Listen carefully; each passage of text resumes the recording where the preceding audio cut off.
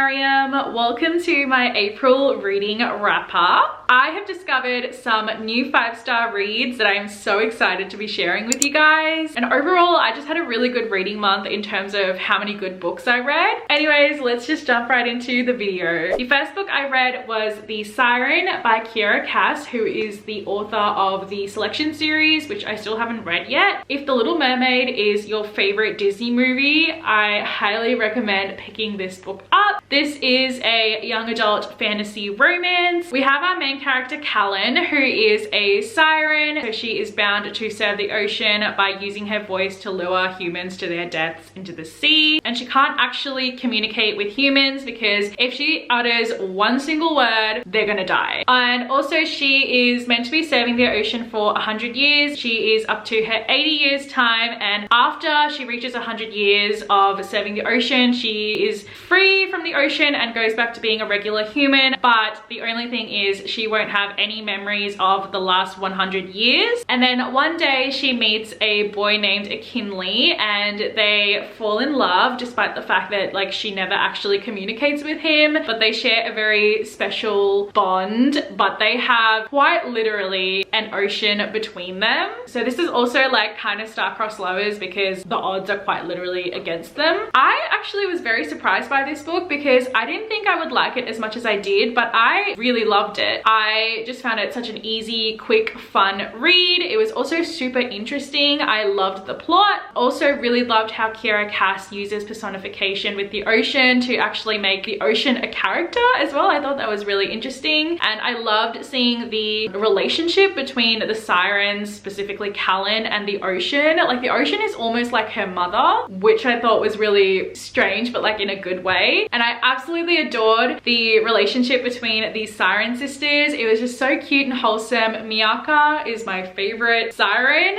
Honestly, I loved the fantasy aspects of the book more than the actual romance itself, because the romance is very insta love, which normally isn't really my thing, but the fantasy aspect of this book really did it for me. It's very light fantasy, very interesting, loved it. I rated this book a 4.5 out of 5 stars. The next book I have I could talk about for hours because this is my new favorite romance book, and that is The Simple Wild by K.A. Tucker. This is grumpy sunshine, opposites attract, small town romance, and everything that I could want in a romance book is in this book. And this is also the first book in the Wild series, so there are other books following on in this series, and I've already got them and I'm so excited to read them. So this book follows our main character Kala. She is living in Toronto with her mum and her stepdad, and she's very much a city gal. She has not seen her dad since she was 2 years old, and she hasn't really had any communication with him since like the 8th grade. And then she finds out that her dad has cancer. So she ends up leaving her city life behind to go to a small town in Alaska to rekindle her relationship with her dad. Along the way, she meets a guy named Jonah who actually works for her dad's like charter plane company, and he is very grumpy. Like he puts the grumpy in the grumpy sunshine trope. Straight off the bat, he is not a fan of Kala. He thinks that she's like this high maintenance, snobby queen that is never going to survive the small town, wild Alaskan lifestyle, and she just needs to go back to the city life. There's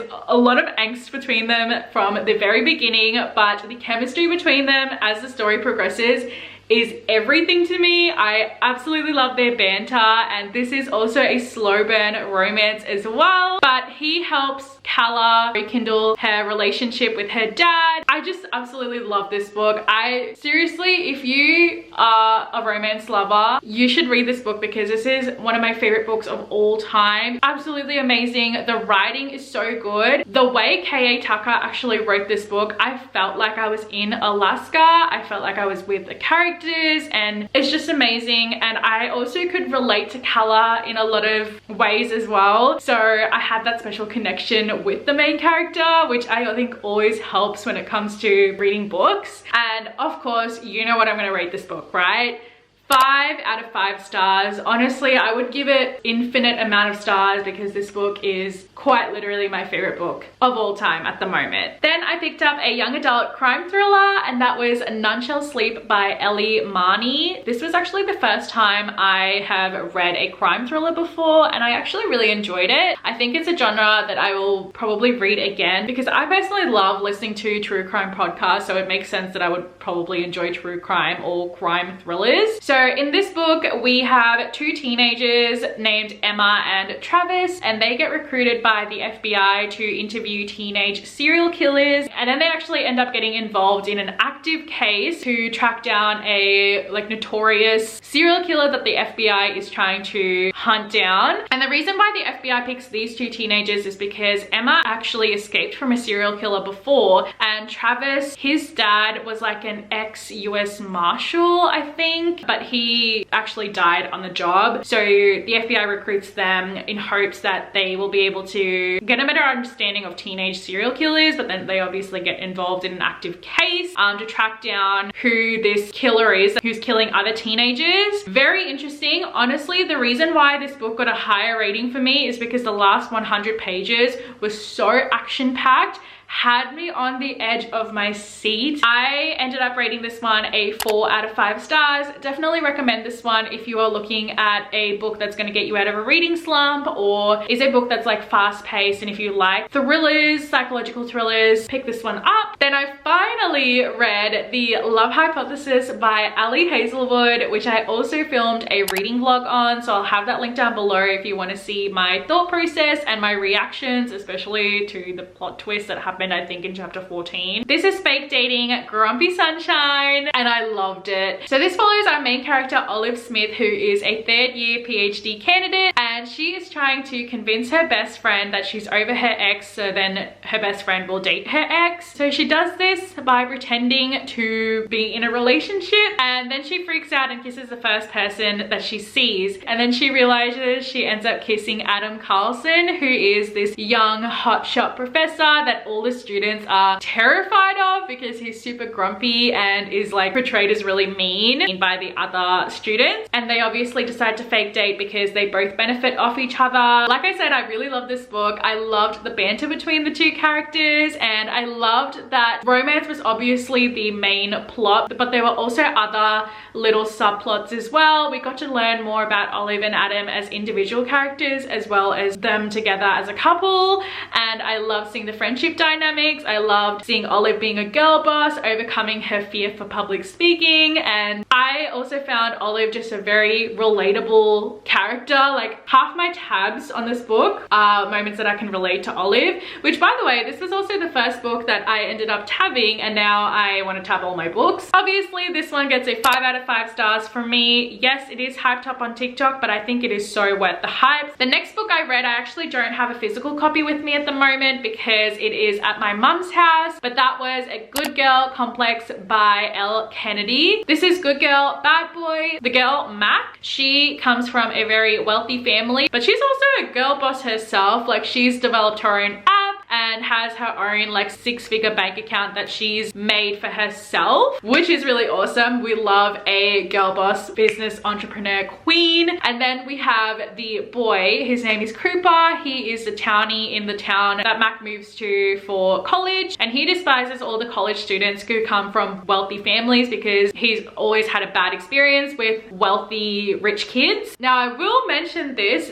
book, for the first 50% of the book, it has the cheating trope in it, which I do not vibe with. I do not like the cheating trope at all. Even if like the main character's boyfriend is a really terrible person, I still do not vibe with it. But yeah, basically Cooper is out for revenge on Mac's boyfriend, and his friends actually give him the revenge idea to get Mac to fall in love with Cooper and then dump her boyfriend to get back at him. But then turns out the boyfriend is actually cheating on her anyway, but she has no idea, which by the way is not a spoiler in the book, but Mac has no idea that he's cheating on him. This whole book in general, Elle Kennedy wrote it as because all the rich guys, their normality is like having, you know, the wifey girlfriend and then another girlfriend on the side. Like that's the normality in the rich culture. In this book, I was really conflicted with this book because I loved Cooper and Mac together. Like they were so cute, and they also like brought out good qualities in each other, which I love. And I love that you also get to see more of their family dynamics and like connect to each other, even though they both come from different backgrounds. I enjoyed that as well. I also love the writing. It's also in dual POV, so you get to see both perspectives, which I love.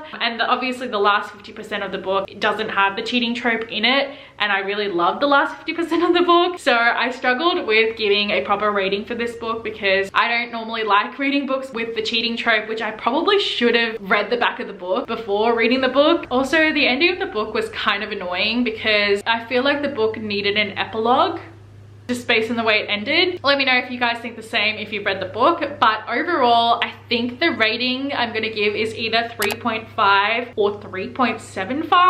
I haven't decided yet. And then the last book I read was actually for the Catathon readathon that happened the last week of April. And for that readathon, I read 10 Things My Cat Hates About You by Lottie Lucas. This is a young adult rom-com. So we have our main character, Clara. She's very unlucky with love because every guy that she's brought home, her cat, Casper, attacks or chases them out. But then Casper the cat actually causes two meet cutes for Clara. So she has two potential suitors in her life. So the first guy is this young archaeology professor. And do you know what his name is? His name is Adam, which is so funny because in The Love Hypothesis, there's a main character named Adam and he's a professor as well. So I thought that was funny, very coincidental. And then we have the other love interest who Casper absolutely loves, and his name is Josh. The first 100 pages, I was rooting for Josh and Clara, but then I was just like, something's off. I'm not really feeling it. And then I ended up actually shipping her with Adam, and her and Adam like kind of start off when they're like the wrong foot, and then you kind of like see them gradually work on their friendship, relationship. So I like that. This was an okay book. It wasn't really like my favorite book I've ever read, but I didn't dislike it either. So I rated it a 3 out of 5 stars. So those are all the books that I read in April. So all up, I read a total of 6 books in the month of April. Not my best, not my worst, but I did discover some really good books that I will definitely reread in the future and will be recommending. I also plan on filming a May TBR soon, so keep an eye out on that if you would like to see the books I'm hoping to read in the month of May. Give this video a huge thumbs up if you enjoyed watching, and subscribe to my channel down below. I post book videos, house videos, and lifestyle videos on my channel, and also follow me on my Instagram. I post a ton on there as well. I also have a book Instagram, which I'll have linked down below, and I'll also have my Goodreads and Amazon wishlist down below as well. And I hope to see you all in my next video. Bye!